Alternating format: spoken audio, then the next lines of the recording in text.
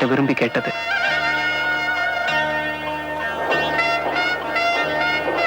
விவாகரத்து.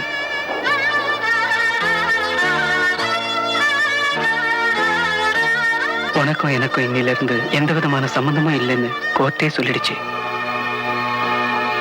உங்க மனசு அப்படி சொல்லுதா?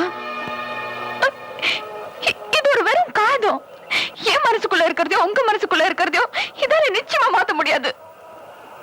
உங்களுக்கு என்ன பிடிக்கலன்னா கூட பரவாயில்ல, என்னால தாங்கிக்க முடியும்.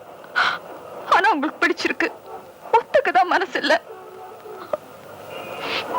நான் ஒத்துக்கிறேன், வெக்கத்தை விட்டு ஒத்துக்கிறேன்.